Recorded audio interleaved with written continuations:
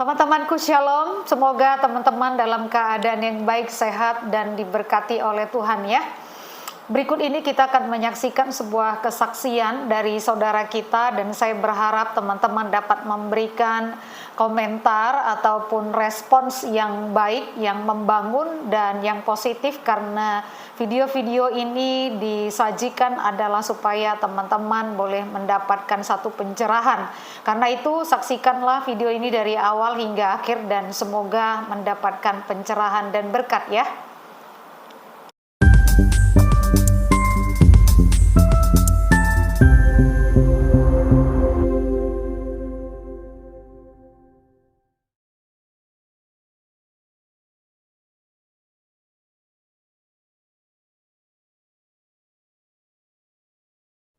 Selamat malam teman-teman, Shalom, Assalamualaikum, selamat malam untuk semuanya. Perkenalkan, nama saya Muhammad Fajrin. Latar belakang saya dulu adalah beragama Islam, karena agama dari orang tua saya beragama Islam. Kebetulan saya dilahirkan dari Islam, yang mana begitu lahir kita diazankan di sebelah kanan kalau untuk laki-laki, kalau perempuan di qomat di sebelah kiri ya. Itu untuk ininya. 26 tahun dari saya lahir, saya dibesarkan dari keluarga yang mayoritas luar biasa mendidik saya baik dalam beragama, terus mempercayakan saya, terus meyakini saya bahwasanya ini adalah agama yang luar biasa, nak, dan ada rukun imannya di dalam sana. Ada 6 rukun iman dengan 5 rukun Islamnya juga ada di dalam sana. Saya diajarkan banyak hal, mulai dari sholat 5 waktu, mulai dari baca Iqra, sampai dengan naik levelnya baca Al-Quran. Nah, berjalannya waktu saya masuk sekolah di Muhammadiyah karena kami kepengen itu keluarga itu juga paham akan agamanya lebih baik lagi. Jadi saya masuk sekolah Muhammadiyah. Di sekolah Muhammadiyah saya belajar sama guru saya diajarkan tentang norma-norma Islam yang luar biasa, yang sangat-sangat baik, sangat bagus, menuntun saya, menjadi pedoman saya. Nah, setelahnya saya di sana bersekolah, sambil saya juga mencari di luar, saya ke beberapa masjid, dan memang ternyata juga Muhammadiyah ini ajarannya luar biasa. Karena kenapa saya bilang luar biasa? Karena dia tidak ajaran yang tidak mengikuti tradisi. Dia benar-benar ya sesuai dengan tuntunan yang ada di dalam Al-Quran. Jadi pas kebetulan orang tua saya sendiri adalah NU, bahasa sekarangnya NU ya, yang ibaratnya umum lah. Jadi semuanya sama, cuman ada beberapa tradisi yang saya sempat ngebantah sama orang tua tentang kematian yang bahwasanya kita harus ada 3 hari, 7 hari, 40 hari, 100 hari, dan 1000 hari. Itu saya bantah. Karena waktu itu nenek meninggal. Dan terus terang teman-teman, setiap yasinan tahlilan saya tidak akan datang. Karena guru saya mengajarkan, saat kamu datang ke orang tahlilan yang meninggal, kamu akan melihat bahwasanya di sana ada orang yang sudah bersedih, meninggal, kita makan dengan penuh kadang hawa nafsu, dan kita doa. Mungkin nggak kamu doa buat yang mati itu? Saya bilang, "Ya enggak juga sih, saya datang kadang niat saya juga untuk makan," saya bilang. "Doa-doa sendiri-sendiri aja." Tapi alhasil saya memang, diundang berapa kali untuk orang yang tahlilan, itu saya nggak pernah datang, nggak akan datang, alasan saya ada aja, pasti ada aja. Karena saya dikasih tahu guru saya, "Ya kalau kamu makan, kamu ibaratnya makan rambut mayat itu, kamu ibaratnya makan dagingnya, makan matanya." Nah, selang waktu saya terus mencari mencari, Allah, saya mencari Allah, saya masuk ke sebuah masjid yang luar biasa, yang masjidnya dingin, suasananya ya enak, adem, eee, semuanya ya saya tirulah, saya aplikasiin ke diri saya, sunnah Rasulnya mulai dari panjangkan jenggot, tidak lebih dari dua genggam tangan, saya hanya sepanjang ini, tapi nggak pernah sampai segini sih, saya paling segini batasnya, terus pakai celana ngatung di atas mata kaki. Nah, saya ikutin, saya pahamin, eee, terus saya pernah berpikir juga, kok keningnya pada item-item, pada ada yang biru, ada yang sampai ungu ya, terus saya tanya sama guru saya juga, "Itu kenapa guru ya?" Itu terlalu sering sujud kepada Allah, minta, mencari, makanya dia seperti itu. Oh gitu, tapi bukannya diajarin kalau yang begitu kita pamer, ria, bahwasanya kita ahli agama, bla bla segala macam.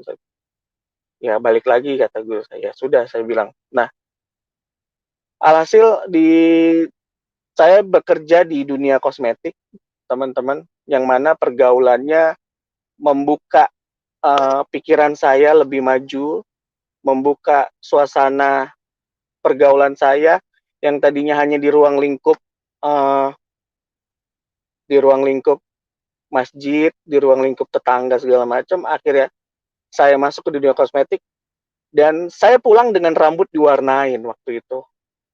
Saya training, saya pulang training rambut diwarnain.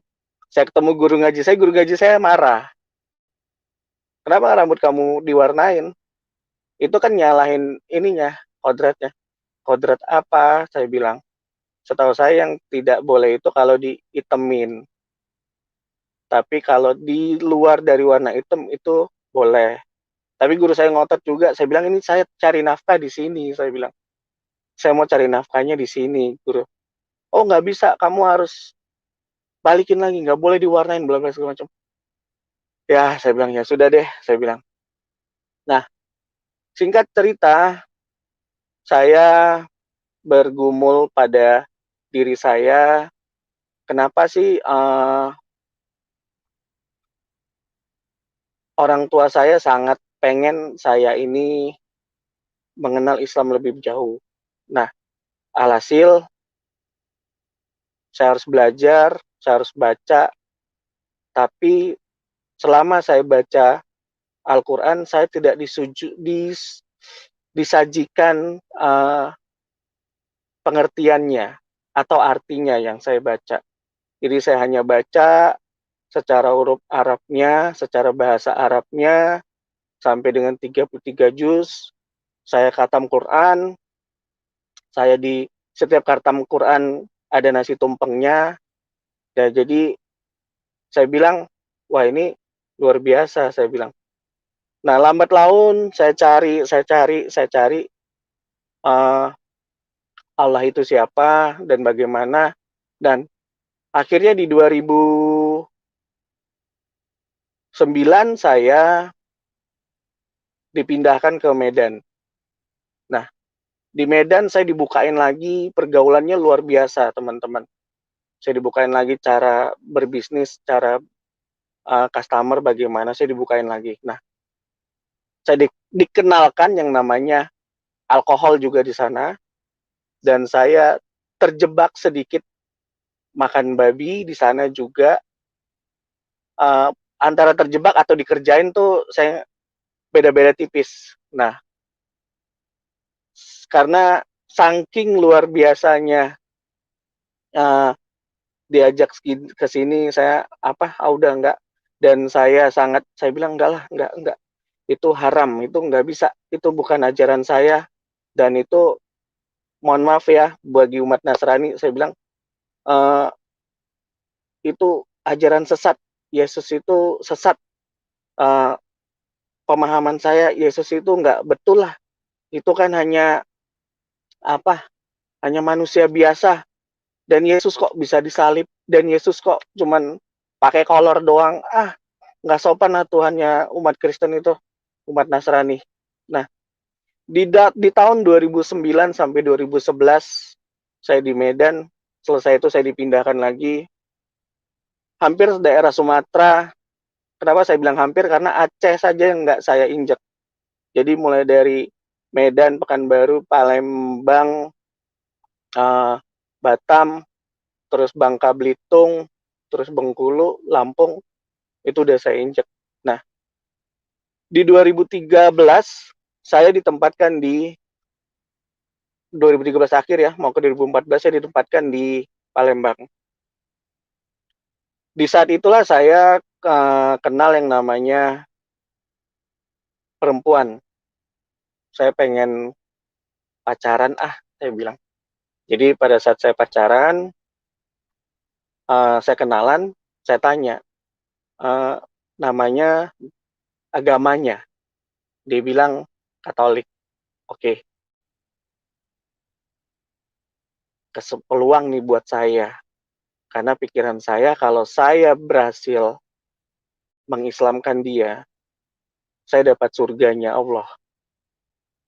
Saya dapat 72 juga bidadari, dan saya juga dapat berkat atau rezeki yang luar biasa sampai ke anak cucu saya. Ya sudah, saya ngomong sama orang tua, akhirnya orang tua bilang, kalau kamu berani bawa dia ke keluarga kita, mama setuju. Tapi kalau kamu nggak berani bawa, mama nggak setuju. Ya sudah, dengan tekad kuat saya, sembari saya berdoa juga sama Allah, saya bilang, ya Allah tunjukkanlah jalan yang terbaik buat hamba-Mu ini. Dan kalau memang itu jodoh hamba, dekatkanlah. Dan kalau memang bukan jodoh hamba, jauhkanlah.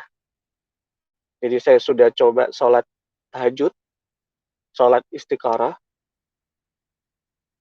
Allah nggak jawab. Allah nggak kasih tahu apa-apa. Ini kenapa begini ya, saya bilang.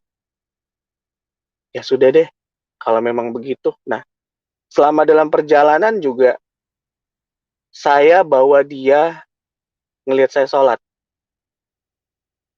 Saya bawa dia ke masjid setiap pulang kerja. Saya pasti sempetin sholat maghrib dulu, karena biasa sampai rumahnya malam. Nah, sholat isya saya bawa, saya mau yasinan. Alasan saya seperti itu. Saya bawa dia ke masjid juga, tapi memang benar yasinan pas malam Jumat. Ada di suatu masjid juga gelar yasinan setiap malam Jumat juga, salah satu masjid di Palembang. Nah, akhirnya lama-kelamaan, kok dia nggak goyah ya? Kok dia malah ikut, tapi dia nggak mau Mas ini, apa Fajrin, salah saya lagi ya? Mas Ya, Fajrin, sorry Mas ya, Fajrin, supaya nggak kelewatan, mungkin waktu di masjid yang tadi Mas Fajrin sampaikan, ceritakan yang masjid radikal itu, yang pakai celana itu, kan pada waktu itu ada yang kelompat di situ. Mungkin bisa disaksikan secara lengkap supaya orang lebih jelas. Jadi bagaimana waktu itu mau dijodohkan, terus Mas Fajrin oh kan ya, ada beberapa hal yang perlu diceritakan, disampaikan kepada kita. Ya, silakan Mas Wajib. iya. Saya takut sinyalnya ini putus-putus, jadi saya lompat-lompat. Ya, jadi Oke, tidak maksimal kalau dilompat-lompat Mas Wajib ini. baik. Nah, Ya, di silakan. dalam Ya. masjid radikal tersebut yang tadi sempat saya cerita sama Pak Yusuf juga, saya diperkenalkan sama jemaat juga, sama di sana seorang perempuan juga, Mas, mau nggak saya jodohin sama anaknya ini? Secara bibit, bobot, bagus loh. Kamu nggak usah takut lagi. Yang mana pada saat itu memang maaf ya, itu dia ada cadarnya. Jadi saya nggak ngeliat full mukanya. Dan juga ada yang full mukanya juga saya lihat, tapi memang bukan muhrimnya. Kita nggak boleh pegang tangannya, kita nggak boleh melihat terlalu lama juga, jadinya dosa juga. Nah, saya berpikir begini, terus berpikir begini, kok saya nggak kenal dia, nanti saya ke depannya gimana jalanin rumah tangga. Dan seseorang itu juga ngomong juga, si ibu itu, Mas, si mbak-mbak ini siap juga loh dipoligami, karena mbak ini udah percaya bahwasanya kalau mereka dipoligami, mereka udah dapat surga. Sontak saya kaget di situ. Wah, guru saya sendiri ngomong kalau menikah itu sakral dan 1 kali seumur hidup. Kok yang begini dilegalkan gitu loh. Dan saya lihat sekitar juga mereka benar-benar mencari Allahnya itu benar-benar luar biasa. Kenapa? Mereka sampai jual mobil, jual kendaraan, motor, jual rumahnya, dan harus tidur di masjid lah segala macem. Dan setiap khotbah ada beberapa kompi polisi yang mengamanin. Jadi benar-benar apa ya? Benar-benar suasananya tuh ya pada saat itu saya antara seneng juga antara kok begini gitu, ajarannya kok makin begini, makin memperbolehkan. Nikah boleh, nggak izin istri boleh, terus nikah lebih dari 4 kali boleh, asal salah satunya diceraikan dulu. Jadi unlimited buat laki-laki pernikahan itu. Mau 1-2 kali nggak izin istri nggak masalah. Nah, balik lagi di hati nurani saya bilang, kalau nikah terus, ntar yang sudah-sudah gimana? Nah, apakah ini disebut perzinahan yang dihalalkan? Nah, berzina supaya halal, ya kamu nikahlah. Nikahnya seperti apa ya? Nikah sirih lah. Nikah yang seperti, yang penting ada saksi dari kedua belah pihak, sah. Saksinya nggak perlu dari keluarga terdekat juga sah. Sah secara agama, tapi tidak sah secara hukum. Nah, makin bergumul saya, makin ya udah saya carilah sendiri. Saya tanya, kok seperti ini, makin kesini ajarannya makin apa ya, saya bilang makin menyakitkan seseorang. Ada intimidasi untuk seorang wanita tuh, diintimidasi secara halusnya seperti itu, dijanjikan. Nah, ya sudahlah, saya bilang ya saya belajar lagi, saya cari lagi, ya kembali saya flashback lagi di 2013 ke 2014 saya pindah itu, saya temui orang, ya saya bilang gini, saya harus mengislamkan semua orang di ajaran saya, di pribadi saya. Saya harus, yang umat Kristen saya harus islamkan. Karena Islam itu agama yang luar biasa. Surga udah menanti. Nah, setelah itu berjalannya waktu, saya pikir juga ini juga udah nggak sesuai sama hati nurani saya. Ya sudahlah. Jadi masjid itu saya tinggalin. Karena saya takut dengan situasinya sendiri pun saya nggak berani lama-lama. Lama-lama saya bisa dicuci otak, lama-lama saya bisa buat bom, lama-lama saya bisa bunuh orang, lama-lama saya jihad dengan janjinya 72 bidadari. Itu nonsen. Buat saya itu akal-akalan aja. Karena nggak ada orang yang mau mati untuk membunuh orang lain, itu nggak ada. Islam tidak mengajarkan setelah kamu bunuh orang lain, kamu akan masuk surga. Enggak, Islam nggak ngajarin gitu. Setahu saya, dari saya diajarkan guru saya, Islam tidak mengajarkan membunuh itu. Walaupun dia kafir, dan saya hobi ngomong orang itu kafir, itu haram, itu murtad. Nah, itulah saya dulu hobi terlalu agamawi diri saya. Jadi saya selalu bilang Kristen itu kafir, udah murtad segala macam lah saya sebutnya. Nah, setelah saya eh, berdoa kembali, mencari lagi Allah itu saya cari, saya sholat 5 waktu saya kerjakan sesuai dengan rukun Islamnya, terus sesuai dengan rukun imannya.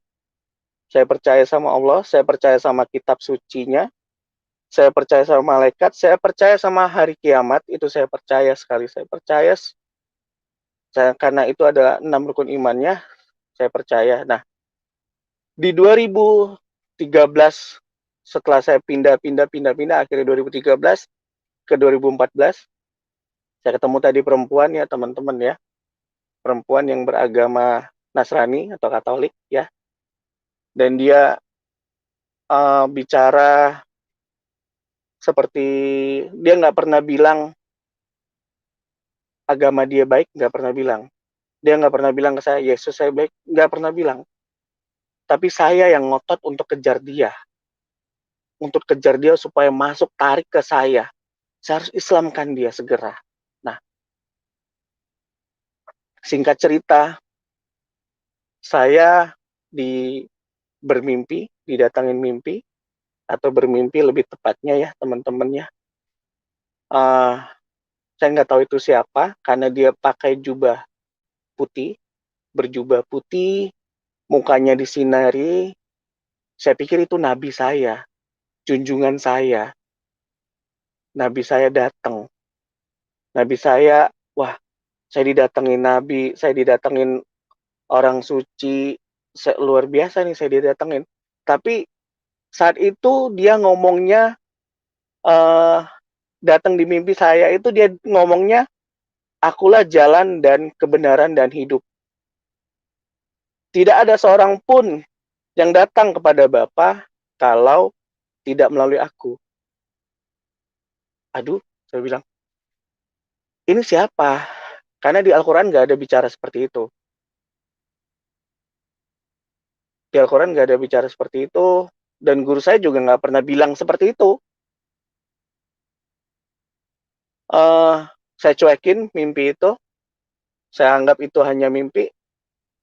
Saya jalan lagi, saya jalanin hidup saya ya, sholat 5 waktu, sholat sunnah juga, puasa Senin Kamis, saya bawa juga pacar saya, puasa di bulan Ramadan juga, saya bawa, saya full, dianya karena haid, dia nggak bisa full, saya bawa juga, supaya karena kami kita ngekos, kita dari perantauan juga, supaya hemat juga salah satunya. Saya bilang, kita menghemat, kita dapat amal, kita dapat berkat, kita dapat sehatnya, karena puasa itu sehat.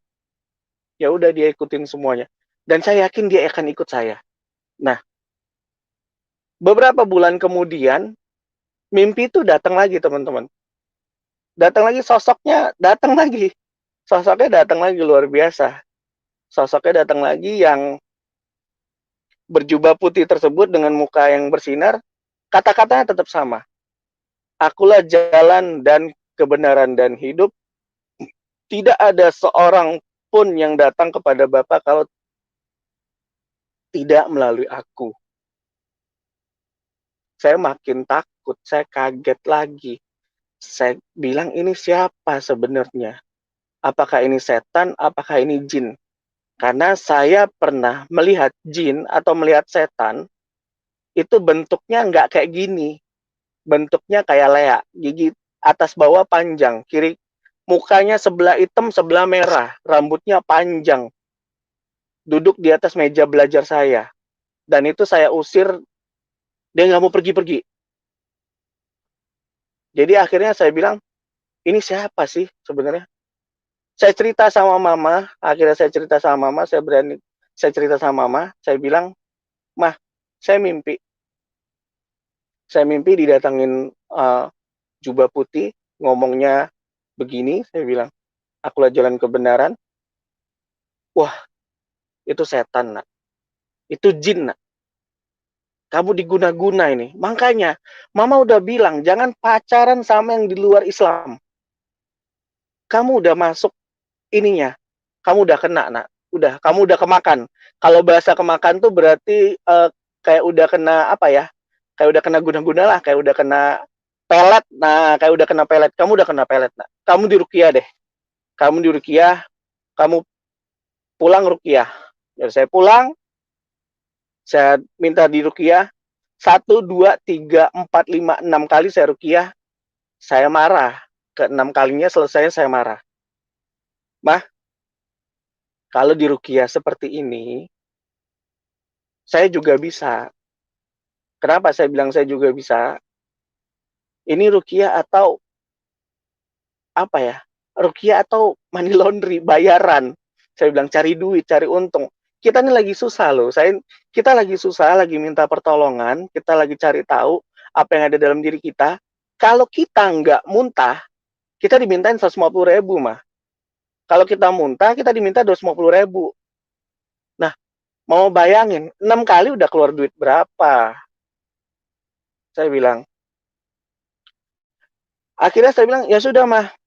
Kalau begitu cuman pakai sarung tangan, pakai tab, ayatnya aja di situ, saya baca, saya juga bisa ruqyah orang kalau gitu. Mama saya panik. Makin jadi, wah setannya makin parah nih katanya. Makin melawan. Dia cerita sama ustadz yang lain, ustadznya juga ngelihat saya, wah gede ini setannya. Asli, jinnya gede. Saya nggak bisa sendirian, Bu. Minimal saya 2-3 orang, Bu, buat doain dia. Oke, saya terima, nggak apa-apa Ustadz, 2-3 orang nggak apa-apa, saya terima. Nah, singkat cerita lagi, saya diruqyah lagi, ke-7, ke-8, ke-9, ke-10-nya dengan 3 orang, videonya saya nggak, videonya hilang, saya sempat dokumentasi, sempat dikomentasin, saya simpen, saya copy, karena waktu itu di handphone mama ngerekam, katanya muka saya nih merah hitam lah pokoknya, udah nggak jelas, hitam, lidah saya keluar kayak anjing, saya muntah-muntah, tapi di dalam muntah itu, di dalam saya diruqyah, dibaca dengan surat-surat Al-Qur'annya, saya dibaca dengan ulu hati saya ditekan, karena ustadznya bilang disinilah pusatnya jinnya, setannya, ditekan sekenceng-kencengnya. Di dalam situ juga ada yang berbisik di telinga kanan saya, dan itu ngomongnya Yesus, Yesus, Yesus, Yesus, seolah-olah mendoakan saya, Yesus, Yesus, Yesus, Yesus. Nah, sementara saya ditekan terus, didoain terus, saya nggak sadar, antara sadar nggak sadar, saya didoain, saya dengar doanya, tapi saya dengar juga Yesusnya, Selesai itu, saya diceritain sama Maya, seperti itu tadi saya bilang, lidah kamu kayak anjing keluar, muka kamu hitam kemerahan, dan kamu nggak bisa ngucapin 2 kalimat syahadat. Berapa kali Ustadz ngomong, kamu nggak bisa ngucapinnya. Hah? Serius saya separah itu jinnya? Saya bilang seperti itu. Separah itu kah jinnya? Besar banget kah yang ada di dalam diri saya, setannya? Saya bilang, Ustadz kalau memang bisa singkirin aja, saya bilang. Saya nggak mau. Saya tetap sama akidah saya Islam. Saya bilang, saya nggak mau begini. Saya bilang. Nah, Ustadz bilang, ya sudah kamu mandi kembang 7 warna. Saya mandi. Saya ikutin semua sarannya, saya ikutin semuanya. Tradisinya saya ikutin. Tapi tetap seperti itu. Dan selesainya datang lagi mimpinya yang ketiga. Teman-teman, saudara-saudariku, mimpinya datang yang ketiga, kata-katanya beda. Kata-kata beda.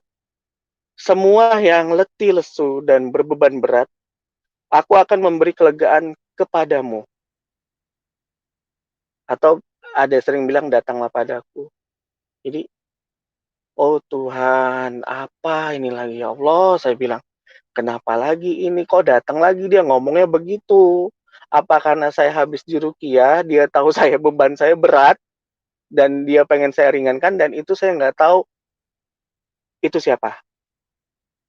Nah, karena saya sudah bergaul luas di pekerjaan dan membuka mindset saya mengenal selain agama Islam itu yang benar, saya kenal yang namanya Buddha, Hindu, Konghucu.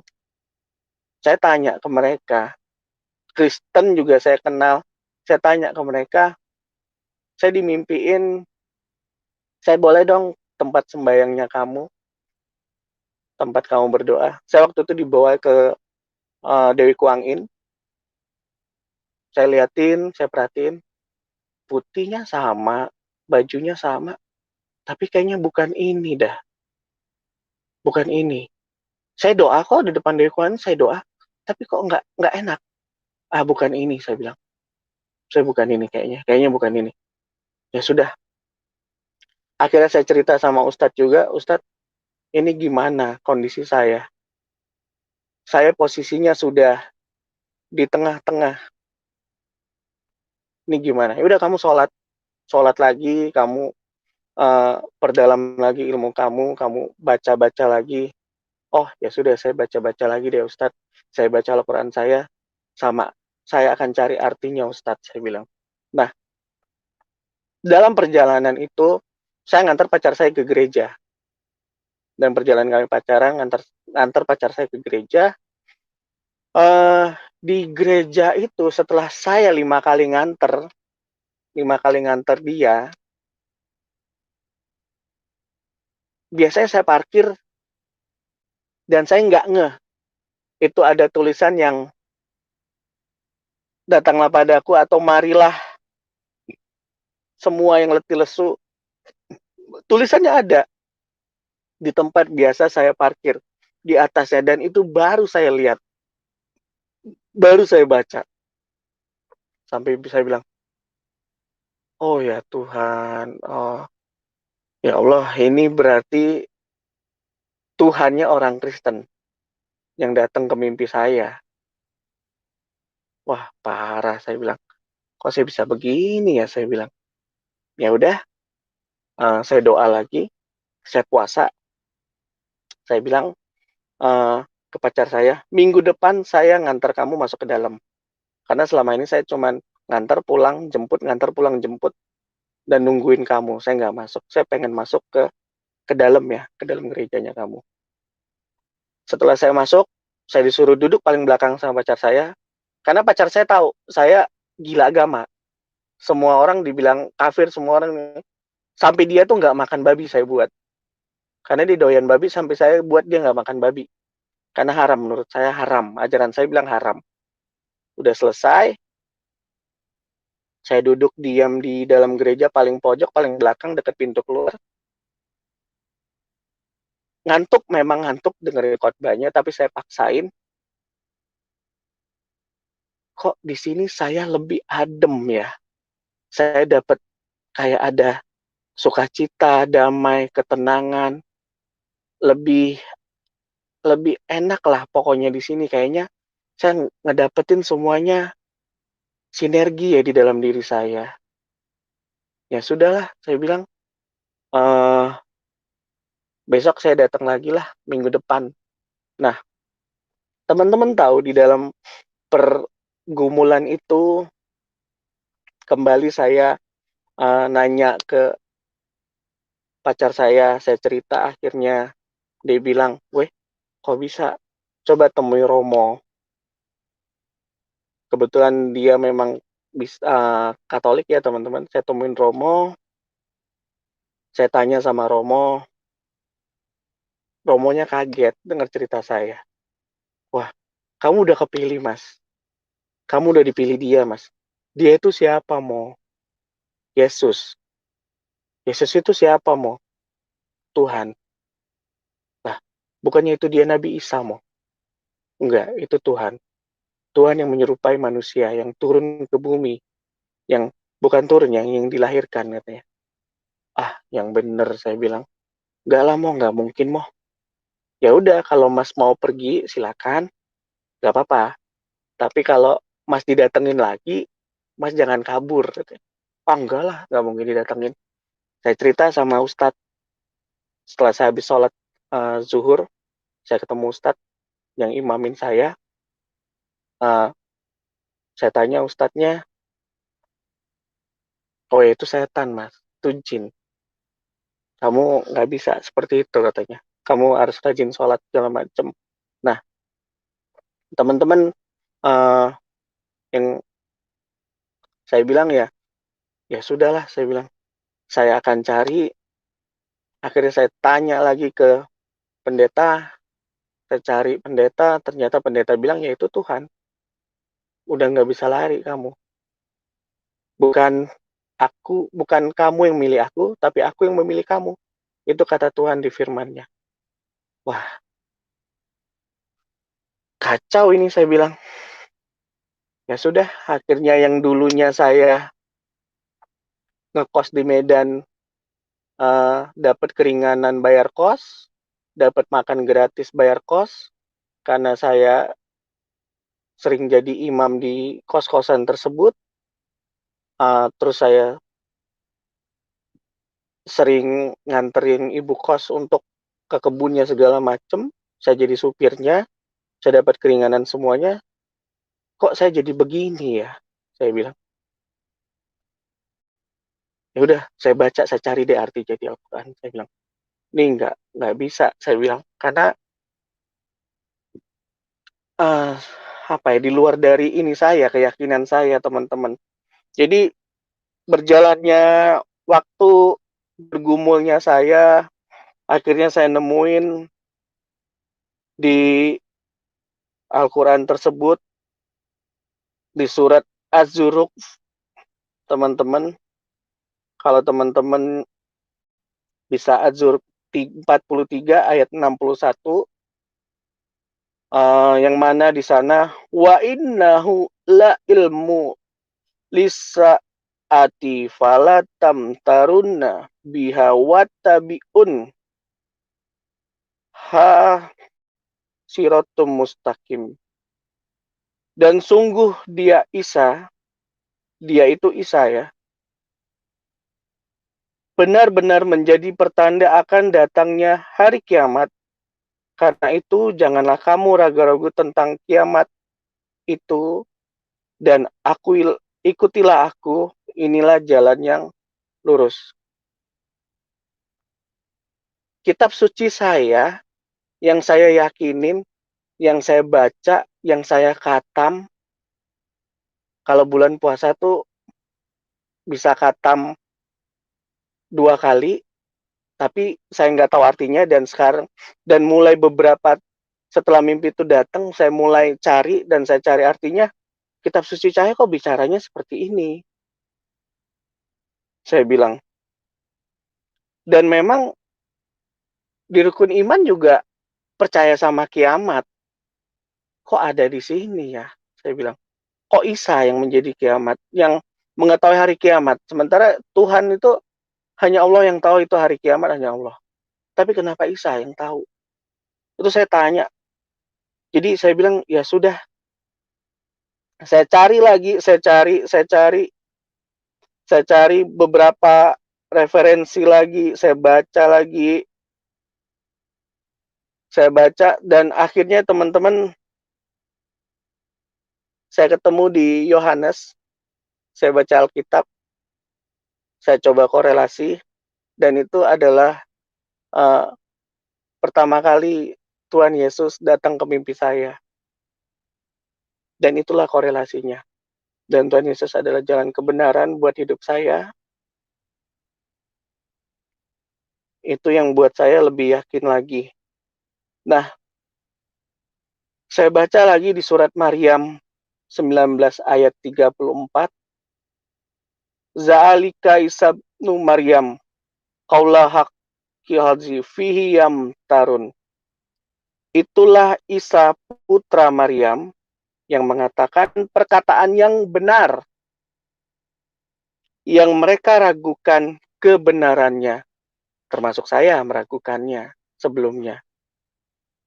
Tapi puji Tuhan, saya dipilih oleh Tuhan. Dan memang pada saat itu, teman-teman, nggak mudah menjadi orang Kristen. Tidak mudah. Kenapa?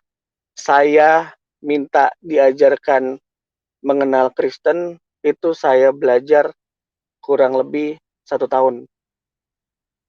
Saya belajar tentang Kristen 1 tahun. Jadi Dulu saya memang nggak suka ngucapin selamat Natal karena saya takut jadi orang Nasrani. Ternyata begitu saya nyemplung untuk pelajarin orang Nasrani, nggak semudah itu ternyata. Luar biasanya nggak semudah itu. Nah, singkat cerita, orang tua saya sudah tahu kondisi saya.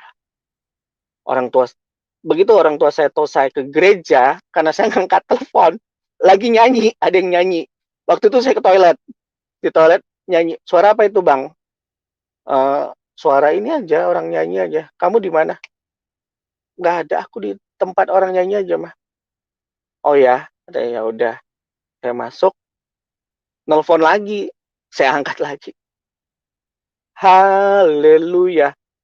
Langsung karena orang tua saya dulu sekolahnya di Bandung, itu kebetulan masuk ke dulu yang namanya ada sekolah di Bandung itu sekolah Katolik, dan dia tahu itu. Oh ya udah, kamu gereja, Bang? Iya, mah. Oh ya udah, saya nggak bisa pulang, teman-teman. Saya nggak bisa pulang. Kalaupun saya pulang, saya ngekos. Jadi saya kosnya double, di Palembang ngekos, saya pulang ke tempat saya juga saya kos, karena sudah nggak diterima, teman-teman. Oke, singkat cerita, 2016 saya minta ke orang tuanya si perempuan untuk menikah. Kita pergi ke Medan, nemuin mama papanya, keluarga besarnya. Kalau kamu bawa dia, kata keluarga besarnya, ke Islam, saya akan tembak kamu. Kebetulan keluarga besarnya juga polisi. Saya takut, saya bilang. Dan saya takut nih. Ngerundingnya kok gini amat. Karena saya datang sendirian, teman-teman. Saya yang beranikan diri datang sendirian untuk minta. Dan saya harus, dan bukan saya nggak tahu ngadepin suku Batak seperti apa. Konsekuensinya seperti apa, saya nggak ngerti. Karena saya sayang sama pacar saya, udah. Saya beranikan diri, saya ngomong. Saya bilang saya nggak punya apa-apa. Saya nggak bisa ngasih apa-apa. Saya cuman mau nikahin anak ibu. Akhirnya ya sudah, katanya. Kalau emang itu maumu dan kamu udah kenal Yesus juga, dan keluarga besar juga udah setuju, walaupun mungkin yang Batak ada seserahan segala macam, itu saya nggak ikut, saya nggak ada. Karena saya bilang waktu saya nggak punya apa-apa lagi. Yang mau saya, kecuali saya masih ada orang tua yang bisa bantu saya untuk nikah. Maybe dia akan bantu saya kalau memang istri saya itu masuk ke Islam. Tapi ya nggak mau masuk, ya saya yang masuk gimana? Akhirnya nggak dibantu kan. Ya udah, kita diberkati di gereja. Ada kompensasinya waktu itu. Kompensasinya tanda tangan segala macam. Walaupun saya belum dibaptis waktu itu, teman-teman. Nah, di 2016 tersebut, tepat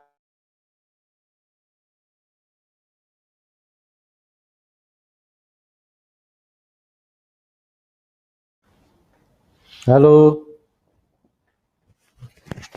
Mas Fajrin. Ya, teman-teman sabar ya, ini sinyalnya lagi terganggu, lagi lemot lagi. Mas Fajrin, bisa dengar suara saya? Ya, oke. Coba keluar dulu, nanti masuk halo? lagi. Ya, balik. Ya, masuk lagi ya, balik lagi ya. Nah, ya, silakan. saya langsung pindah posisi. Nah, Ya, ada silakan. kejadian yang luar biasa dalam hidup saya di tanggal 18 tersebut. Sebelumnya kejadian itu pun saya sudah meyakinin Yesus itu ada di dalam diri saya, dan semua atribut yang saya punya, tasbih, saya punya kain sarung yang biasa saya letakkan di mobil, saya punya Yasin dan Al-Quran juga saya biasa ngisi waktu melamun saya baca, itu saya turunin. Di tanggal 17-nya saya turunin, saya masukkan ke dalam lemari. Udah enough. Itu udah kututup deh sejadahku yang di mobil, yang sejadah kecil itu udah turunin semua, tutup, udah selesai. Di tanggal 18-nya saya keluar kota karena pekerjaan saya, dan kalau tidak salah itu kurang jam 6 lewat atau jam berapa,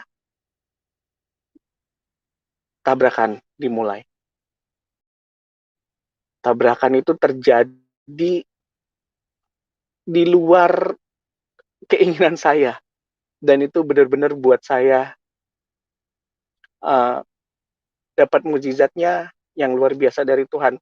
Mungkin kalau nanti Pak Yusuf bisa nampilkan mobilnya yang terjadi tabrakan, itu bukan prank, atau itu bukan selfie, atau itu bukan bercandaan, teman-teman. Jadi memang 2 senti, 2 seperti ini, 2 lagi, 2 jari besi yang ada di atas kaca depan itu, yang penahannya itu mungkin teman-teman bisa pernah, bagian sampingnya itu mau nusuk di kening saya. Dan saya kejepit kondisinya di setir dengan keadaan mobil yang hancur. Dan di situ luar biasa, saya dikasih mukjizat karena waktu itu ada yang peluk saya. Saya rasa itu Tuhan Yesus atau Roh Kudusnya, karena saya sudah meyakini. Dan akhirnya saya harus menunggu kurang lebih 2 jam untuk dievakuasi. Dan saat itu kondisinya di bagian sini saya sobek kena kacamata. Siku kanan ini, teman-teman, ini kena kaca samping, dan paha kanan saya patah, hancur.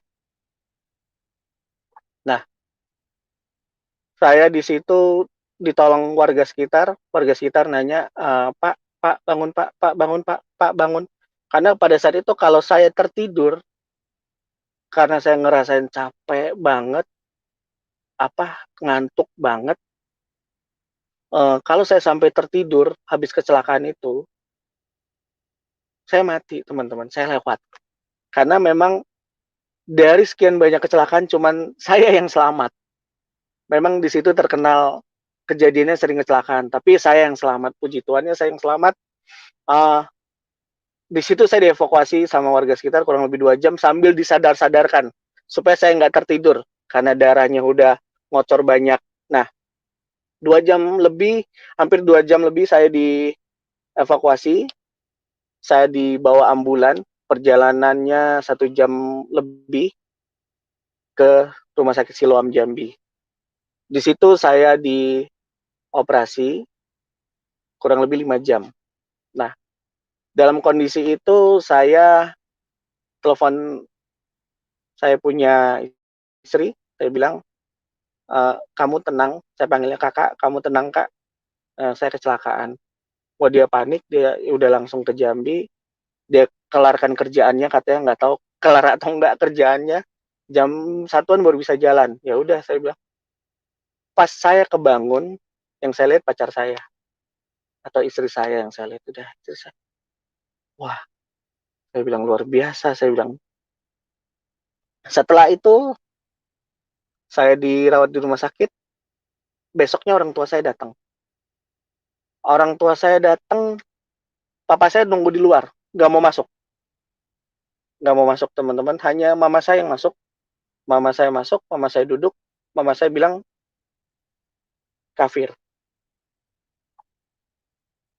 Saya kaget. Wah, kok orang tua saya dibilang saya kafir ya? Ya, aduh. Saya bukan kafir, mah. Saya hanya merubah keyakinan saya, dan inilah jalan saya, dan Yesus adalah juru selamat saya. Orang tua saya nggak banyak ngomong, keluar dari ruangan rumah sakit. Hal yang saya pikirkan setelah ngomong gitu adalah, siapa yang rawat saya setelah saya keluar dari rumah sakit? Dengan kondisi yang kaki saya patah. Oke, singkat cerita 2 minggu saya di rumah sakit. Akhirnya saya pulang keluar dari rumah sakit, saya masuk kos-kosan saya dibantu dengan 4 anak tongkat ya, kayak tongkat jemuran saya dibantu. Saya bilang, dan di situ juga saya bergumul teman-teman.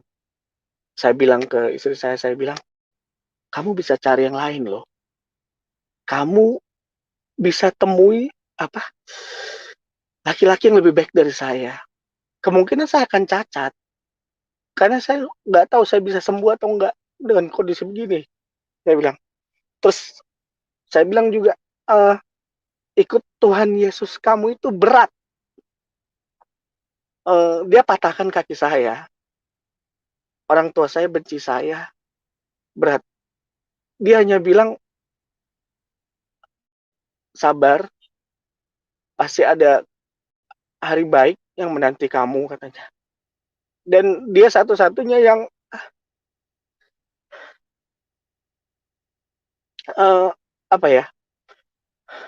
masih muda. Ibaratnya kita masih muda ya.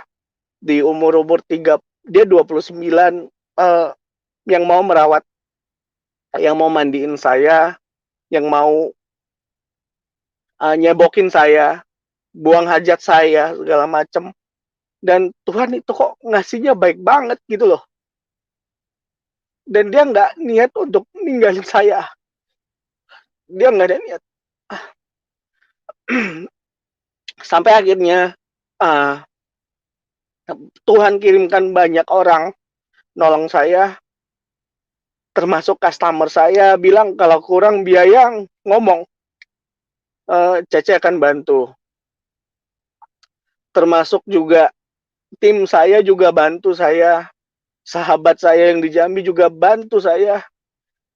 2 minggu saya di kos, 2 minggu sahabat saya bawa ke rumahnya untuk rawat saya. Karena waktu itu saya sendirian. Jadi banyak banget Tuhan kirim malaikatnya buat saya. Setelah 2 minggu di rumahnya, akhirnya saya memutuskan ya saya harus cari kontrakan. Nggak mungkin saya hidup dengan numpang di rumah orang juga. Kita cari kontrakan, kita ketemu kontrakannya. Akhirnya istri saya rawat saya dengan keterbatasan saya, pakai tongkat, pakai kursi roda, dan dia bilang, sampai kapan kita harus dikasihani orang untuk makan? Lapar, kita nunggu orang datang ngirim.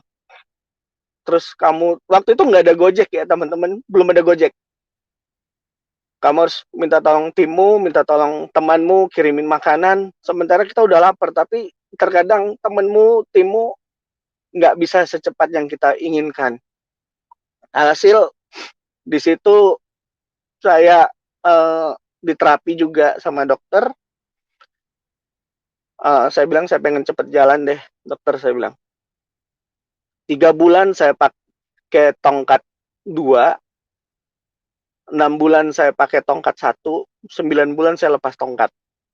Saya paksa. Walaupun saat itu saya pernah kunjungan visit ke customer saya masih pakai kursi roda. Saya minta tim saya dorongin. Saya harus deal sesuatu sama customer saya ini.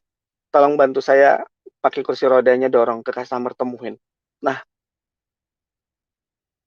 di 2018, berjalannya waktu di 2018, saya berdoa sama Tuhan pas di malam Natal. Tanggal 24-nya saya baptis. Saya minta baptis. Karena saya bilang saya udah percaya Yesus. Mau diapain lagi hidup saya ini, saya pengennya mau baptis. Saya bilang. Sempat tidak mau juga. Karena takut gereja dibakar. Takut gereja dilemparin. Saya bilang saya tanggung jawab deh. Saya bilang saya tanda tangan. Disuruh tanda tangan surat pernyataan A, surat pernyataan B. Minta tanda tangan orang tua segala macam. Yang orang tua saya nggak lakuin. Karena waktu itu memang kita lost contact sama sekali. Kita nggak teleponan, saya nggak ditelepon, saya nggak di SMS, saya juga Nelpon nggak diangkat, SMS juga nggak dibales. Pokoknya masa bodoh lah. Anak itu mau mati kek, mau hidup kek ya terserah lah. Yang penting nggak usah nyusahin kita lah. Mungkin pikiran orang tua begitu. Karena ya orang tua kan masih, dan saya udah menjadi kafir menurut mereka. Nah, murtad juga menurut mereka jadinya. Akhirnya saya bilang, ya sudah, Romo bantu saya baptis. Akhirnya dibaptis sama Romo tanggal 24 2018 saya dibaptis. Tanggal 25 saya berdoa pas di malam Natal. Tuhan, pulihkan hubungan keluarga kami. Lembutkan hati orang tuaku supaya mau angkat telepon aku. Saya tidak mau lagi. Saya sudah hapus kepahitan saya. Saya nggak akan dendam.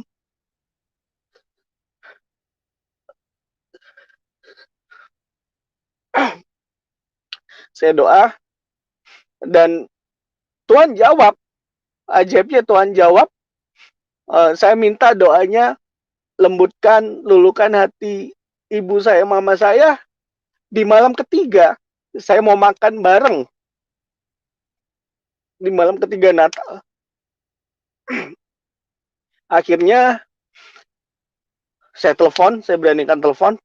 Puji Tuhan diangkat, teman-teman. Puji Tuhan diangkat. Dan, halo Ma, halo, ya, suaranya nggak enak, teman-teman. Masih nggak enak suaranya.